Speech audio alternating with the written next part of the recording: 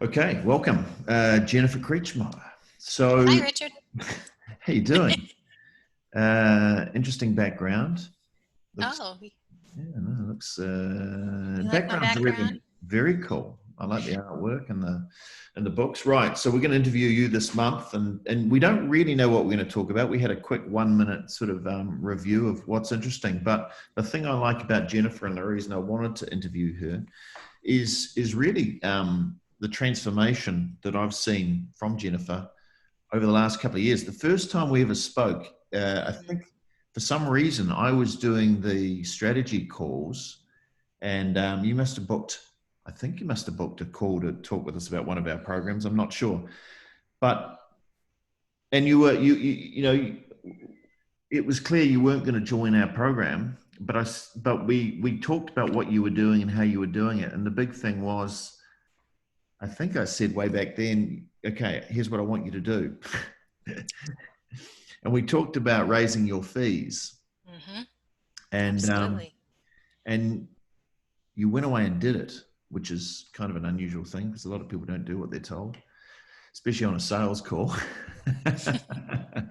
But you went away and did it, and your fees are now substantially higher. Give us a quick overview on that. Yeah, yeah. So, believe it or not, the first time you and I spoke was 2016. So, Oh it's wow! about 4 years ago. And I had gone through the summit. I was actually one of the scholarship winners of the summit. And Right. I got in the hot seat at that summit. Ah, And then we had our call. right. So I learned a lot at that summit. It was amazing, but my business was not in a place where I could really actually think about a marketing budget. So we had that call, and your number one bit of advice was, again, to raise my fees. And where I was at, I was probably, I don't know, 90, $100 an hour, and doing projects hourly then, and doing a random amount of projects, Mhm. residential, commercial, industrial, um, restaurants, tenant improvements, real estate offices, as well as single family homes. And so took a lot of the information he gave me, and actually I did buy Archreach at the time. Oh, good. Thank I you. did join, get in by that, and started using the CRM and all the Circle of Love and things. So things were going quite well with raising my prices. I was really scared, but as soon as I finally did it, Mm. I noticed that I got fewer tire kickers, for one, and far more people who seem to value my services. Right. So that was like an immediate change. Mm. And in the 1 year from the summit to probably the next summit, which I wasn't able to attend, my fees, or I should say my gross income went up 2.5 times. Wow. 2.5 times. And I didn't raise my fees 2.5 times, you know, but I did raise it probably about, I think it was about 50%. So So how did um, your fees go up 2.5 times then? more Oh, projects, your total more. revenue, your revenue went Exactly. right, And for some reason, by raising my fees, it seemed as though people automatically had more confidence in me. right, right, So I have been steadily raising my fees since then. And now, not even my draftsmen do I charge at $90 an hour. They're well over $100 an hour. right. And I'm about to raise my fee to $250 an hour. Wow, that's a But long. I don't do hourly for all my projects No, that's a long way either. out. That's a long way out from 90. Is it? Yeah, it is. It is. And Yeah. that well, before what? How has that impacted? Forget the business and forget the numbers, but how has that impacted you and your life? Oh, it's definitely given me a lot more confidence that I'm doing the right thing. I don't feel like I'm struggling anymore.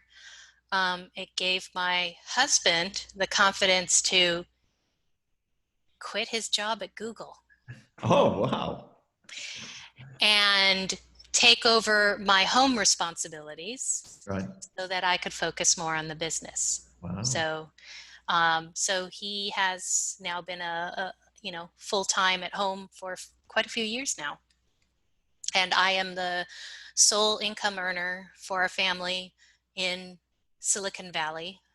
And you were mentioning my background when we started talking. This is my accessory dwelling unit that I converted my garage into my home office studio. So this is my sanctuary where I can get work done. But I took advantage of some rules in the state of California that changed, allowing this kind of a structure. So, but then instead of renting it out to somebody, it's my space. Yeah. It's my business space. Yeah, So for sure. um, It's where Operation Money Suck happens. that's where operation and the cost, this what we spent in the remodeling of this place has already been paid for. So There we go. There we go. That's the impact. That's the yeah, impact. yeah. Fantastic. So I came back to the SIX program and rejoined, I think it was about a year ago, and joined the SIX program because I felt, what I had learned from the summit wasn't enough. Mm-hmm. Because I got bits and pieces in the summit. I didn't get the whole package. Right. So I came in and decided to join so that I could get the full package from beginning to end. And boy, were there a lot of holes Mm-hmm. in what I had been doing. So The good thing is though, you are an implementer, and not everybody is. Not everybody is as good. I've coached a lot of people, and I can tell how successful they're going to be by how fast they implement. And when you'd come back and said you were able to raise your fees doing some of the things we talked about, and then everything you implement. And I for those listening, marketing is not, they think, well, will marketing work? Won't it work? Marketing works, but you actually have to do it. It's like fitness. There is a proven step-by-step model. As long as you've got, like in getting your body fit, if you do it, you will get fit. If you do it, you will lose weight. If you do it, you will build muscle. That's not up for debate. And if you do the marketing, I guess the way we show you, it'll work. But you do have to do it. You do have to turn up to the gym and deploy and implement. So maybe a quick thought on, are you just a natural implementer? Do you have to? yeah, I think I've always been kind of a natural implementer. In college, I had schedules for everything, Right. so that I realistically knew when things would get done. And I'm infamously known as the student who got their project done before Thanksgiving. Right. I know there's a teacher who still says, well, I once had a student who got their project done before Thanksgiving break. Right. But the other bit of advice was from you in the SIX program, where you told everybody, it doesn't have to be perfect. Right. It just do it. We've got the templates, and make it work, but move through the program. So, because I think a lot of us really want to design it and make it a certain way. And I think on the other end, clients appreciate, some of that design element, but it doesn't have to be super designed. It's Right. the actual, the process of implementing. That's a good point. So my thing is good enough when it comes to marketing. Good is good enough. You don't want to wear your design hat to the marketing table, because a lot of marketing is about testing things out. You can take the concept. You've still got to apply it to your situation and the niche that you want to attract and convert into clients and projects. But you all have to adapt it, and you all have to put your little spin on it. So you're never going to get it perfect anyway. So don't wait to get everything perfect before you do something. What you have to do is test. And unlike design, where you've got to get the design right first time and it has to be perfect, that's great for design, but that's not great for marketing. So you have to take off one hat and put on another, and you'll be far more successful getting projects if you do things less perfectly. Yeah, yeah. And if you're using something like Google Analytics, and you're doing Google Ads, and Mm. you can try something and then see, what happens with your analytics. And if it doesn't work, you just change it again. That's it. Everything's an experiment. Everything's an experiment. Exactly. So there's a Exactly. couple of things I need to get from you before we go, because you've done a couple of really interesting things. Now, Hmm. um, Tell us about, you have discovered a new, well, you found a new lead source for you Hmm. and you found a new niche. Yeah. So Yeah. those are two key things. So for everyone who thinks they're a generalist is fine, but if you're in a large area, it's almost always better to be a niche specialist. But tell us about the niche that you've found and tell us about the lead source. Sure. I'm going to back up just a little because when I started the six program and went through the the what we're going to do for a niche, the whole worksheet, Right. I chose lead or net zero energy landfill or rebuild homes. Basically infill homes in a neighborhood, but they need to be net zero. They need to be green and sustainable. That's great. That was my marketing, and I've gotten a few projects. But because of the rules in the state of California that changed for something called an accessory dwelling unit, an ADU, some people call them granny flats, backyard cottages, just a little house in your backyard. They've made it more lenient in the state of California. And I already was doing houses like that for a lot of my affluent clients. So I just took a couple of the designs I already had, and my local city of San Jose, which has a population of 1 million, um, decided to implement a program where they would pre-approve certain designs, including the whole construction document set, and that the homeowner or the client would still have to go through the originator of the drawings in order to get permit approval. Um, so I decided when I saw this program, I knew right away this is a big deal in this community. Everybody wants to do these little cottages, so I might as well, spend the money and get into the San Jose program because you do have to pay for plan checking fees yourself. And so I did it, got my plans approved. And again, it was a plan that another client has already implemented. And since I got on the website, so then I was the first architect to get on the website. There's now two of us, but I was the first architect to get on the website as a vendor 2 weeks ago. And I've been getting a call, like 1 to 2 calls a day for people wanting these plans and wanting an ADU. And the funny thing is so far I have gotten 3 new projects out of them, and none of them wanted the stock plans. Right. They all wanted something a little more customized for themselves. So Right. I started out at a lower price point with the stock plans. Oh, that isn't exactly working the way I want it to. It wasn't what I envisioned. I wanted something bigger. I wanted something smaller. Bam! I upsold them to a LCC. Uh-huh. Uh-huh. The secret Uh-huh. weapon. And then upsailed them, then got the project. So in the last 2 weeks, I have signed 2 new ADU projects and 3 LCCs. So Wow. 2 people wanted to go directly into, I need an ADU now. 3 of them wanted LCCs. And how much So do you how much are you charging for your LCCs? usually about 10% of what I would estimate would be my fee for the project. So again, it depends on the size.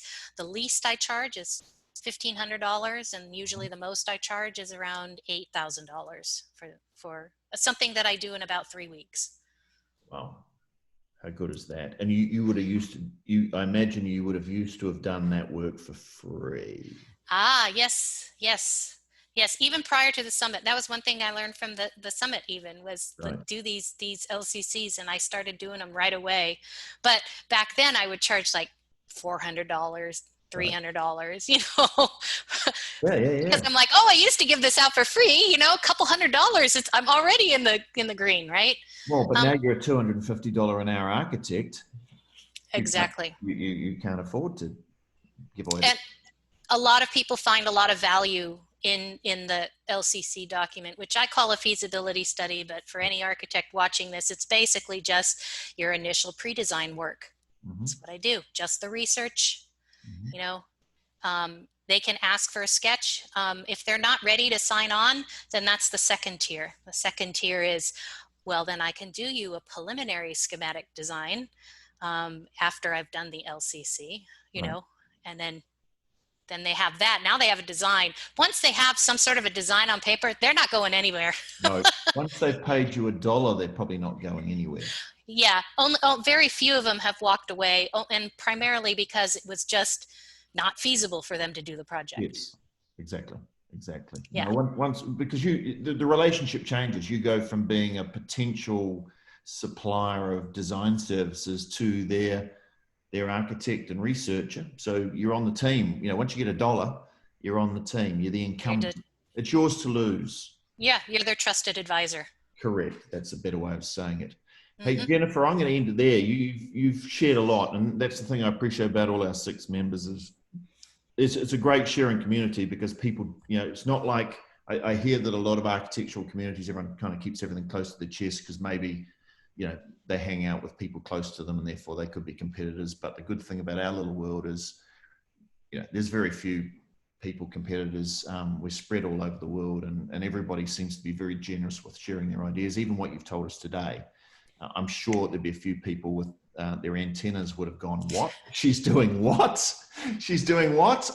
And I'll tell you the other thing they'll be thinking is if they're not doing LCCs and things like that, they'll be thinking to themselves, but that wouldn't work in my area because Right. other architects are giving it away for free. That's the immediate thing that comes up. That wouldn't work in my area. Other architects are going away for free. So I like it. She's in San Jose. She's in Silicon Valley. They can get away with that sort of thing there, but I wouldn't be able to get it in my area. What would you say to them? I'd say to them, you don't know until you actually try it. I mean, there's always something, even if it's not the package that I'm talking about for a pre-designed package, there's always something that you can sell at a smaller baby step to Mm-hmm. get people interested in your services and to know what it's like to work for you. And you don't have to do that for free. Mm-hmm. I mean, I'll just share one little thing. I'm actually using it to investigate new project types. Right. So somebody came to me out of a referral from someone else and somehow thought that I knew how to do senior assisted living facilities. And I'm like, well, I don't know anything about that, but that seems like a really good market. Mm-hmm. Not particularly, I mean, I love the project type because I'm involved with that with my own family, but a good market. I sought out other architects that I knew who have some experience with that, and I sold the lady an LCC, and now that's a $9,000 LCC that could turn into a multiple, like hundreds of thousands of dollars in architecture fees because it's not it's a good sized project. Right. So, and all we're doing is the research, and in doing the research for her, I'm doing the research for myself and learning more about the project. So it can be a way to enter new markets too. That's fantastic. Right, we're going to end there. Jennifer Kretschmer, you are this month's hero. Oh, thank you.